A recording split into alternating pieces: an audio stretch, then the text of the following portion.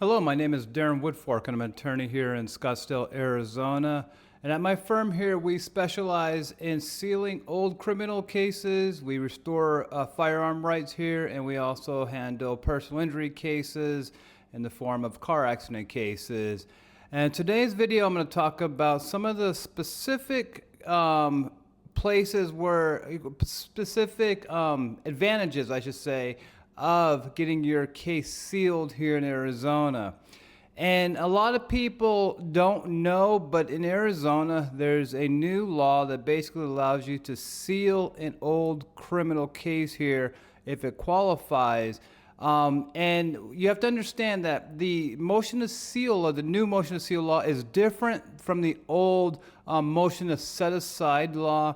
And it's also different from the motions to restore firearm rights here in Arizona. There are basically three different motions. Well, really, there's about 6 different laws that apply. But I'm talking about, in today's video, I'm talking about the motion to seal an old case. It just started back in 2023. I've said many times on this channel that I think it's the best law that's ever been put forth here in Arizona. And basically the reason why it's so good is because you can file a motion to seal an old case, and then when you go in to like apply for a job, or you apply for a job or a loan or housing, things like that, if they run a background check, it's your old case, your old criminal case is not going to come up. And so that's like the best advantage of this new motion to seal law here in Arizona. And the reason why, again, it's so good is because before this law, we would file what was called a motion to set aside the conviction. And that was different in the sense that it didn't go in and erase your old case. It just went in and basically made a notation to your old case that your case was dismissed, vacated, or dropped, or something like that. So it wasn't completely sealing the case like this new law is when the judge signs the order, for if the judge does. And so anyway, so that's that. So that's why it's so good anyway. Now, once the judge signs the order to seal your case, they send it to the Arizona Public Records and to their database. And so then when people go in and they search for you, like on popular, like online, search websites, basically, when they go through those websites to see if you have any criminal convictions, they won't see anything because all those websites basically grab from Arizona Public Records. And so once your felony is erased in public records, then those websites won't see it. Now, they'll still see it in, law enforcement. Like if you're going to apply for a job in law enforcement or the prisons or something like that, they'll definitely still see the old criminal case, even if it's been sealed here in Arizona. So that's kind of the exception, when you're applying for any jobs in law enforcement, or if you're involved in another court case, then they'll use that old prior, in the court case. They'll allege it as a prior, or they'll use it as a prior for enhancements, things like that, if you're involved in another criminal case. So it's not completely like sealed completely from those uses. And so, but it is definitely sealed for going to applying for a job. And if the job application asks if you've ever been convicted of a crime, you can absolutely say, no, you've not been convicted of a crime. And so that's the best thing about this law here in Arizona. Also, another thing that's good about it is that it applies to arrest also. And so, I mean, it may not seem that important, but it is, it is a pretty important thing, because sometimes the police will arrest people and then they'll never get charged and they'll never get convicted of what the police arrested them for. But there is still that arrest, in the records. And so this new law basically says you can file a motion to get that arrest erased from the public records. And then also the same thing, or similar, I should say, even if you're arrested and charged, but the charges are dropped and they're not pursued, then you can go in and file a motion to get that charge erased from the records, even if that was dropped, there was no conviction, thing like that. So in the law, basically, it's saying that you can file a motion to seal an arrest, a drop charge, or a conviction. And so those three things are what, the law applies to. Now that's why I think it's such a good law, because it captures those arrests with no charges. There's one super big exception to this. And what I mean by exception, I mean when, after you get your case sealed and then you go in to apply for a job, you can say no on those forms, except if there's a fingerprint clearance card. And so if there's a fingerprint clearance card, you'll have to tell them that you've had that old case sealed. That's the exception in the law, and it's written right there in black and white, basically saying that you have to put it down, that you've been convicted of a case. And a lot of times that's like a case with like teachers, healthcare stuff, maybe a few government jobs where you have to fill out a fingerprint card. Obviously in law enforcement, things like that, you'll have to fill out a fingerprint card.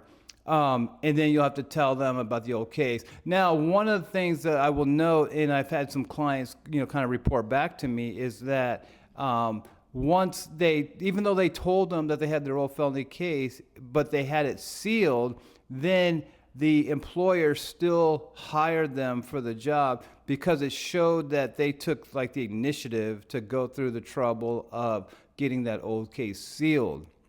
And so they hired them anyway, even though, again, they asked for the fingerprint card and they had to tell them about their old case. But anyway, so that's the exception to the Arizona seal law. That is, when you go apply for a job with a fingerprint, you have to tell them, yes, that you have been convicted of a case, and that it was sealed. And so just remember that exception, because it's a pretty big exception also. Another issue when it comes to this new law that seals old cases is if you have to disclose that, or you have to tell them about it when you're applying for a professional license, where you're applying to be, a doctor's license, I guess a mortgage broker's license, and it definitely like a bar card for the law, a lawyer bar card. Yeah, so most of those cases, you'll have to tell them that you've had the old case, especially, like I said, if they ask for a fingerprint card. And even if they don't, I can just tell you, as from the law point of view, when you're applying to the bar, after you pass the bar exam and you're applying to get a bar license, you have to do what's called the moral character and fitness. And they ask you if you've ever been convicted of a crime on that form.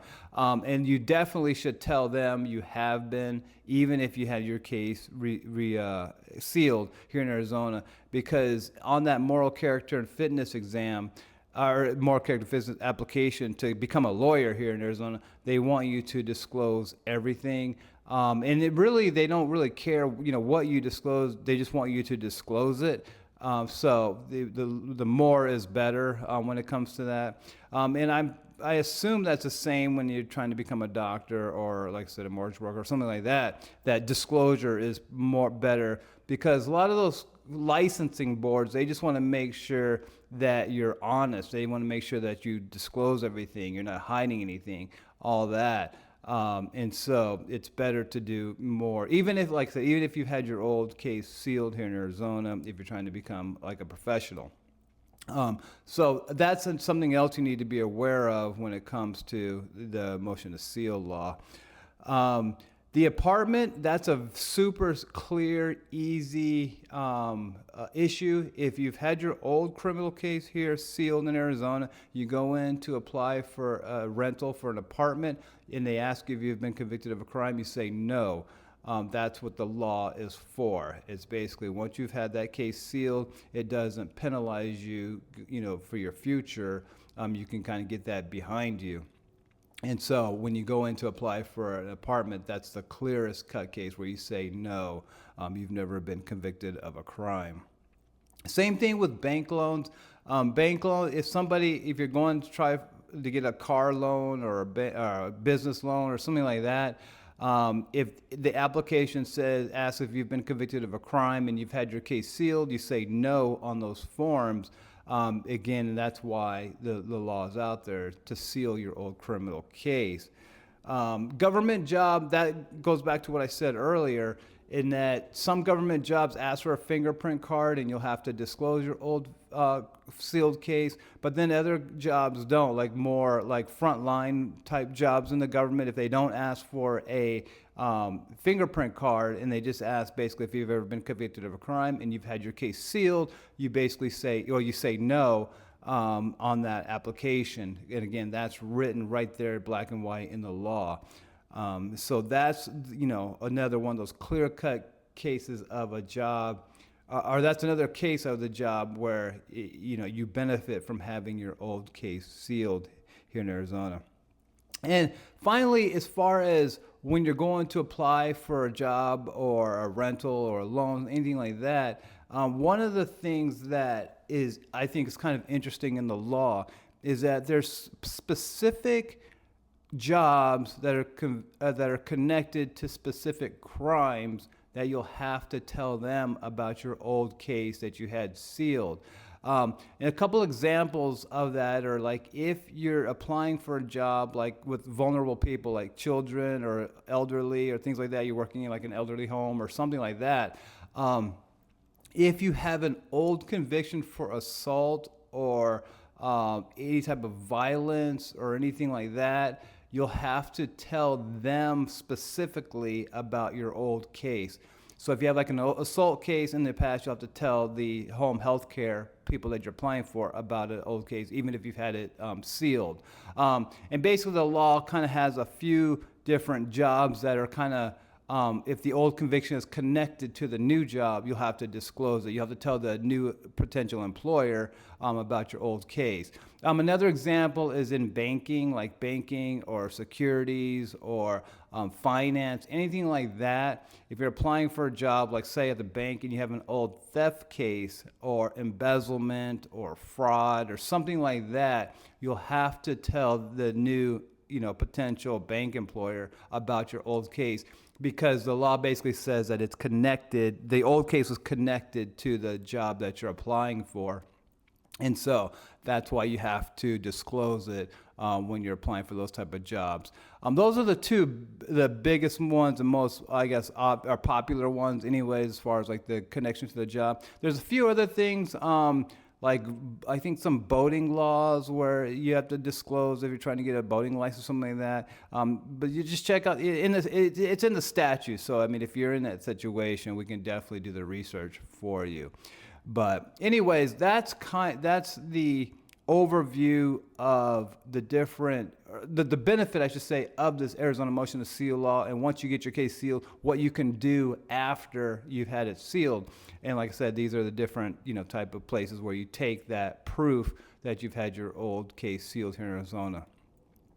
I think it's one of the best laws I've ever seen here in Arizona, again, because it gives such clarity on what you can do after you get the judge's order sealing that case. It basically tells you in black and white what you can do, what you can't do. Whereas for the last 24 years, when I was practicing law here and I'd have people, we would file motions to set aside their case, they would always ask me, if once the judge set aside their case, if they could say no on the forms when they go in to apply for a job. And I would always have to say, you have to tell them about it. You can just tell them that the case was dismissed.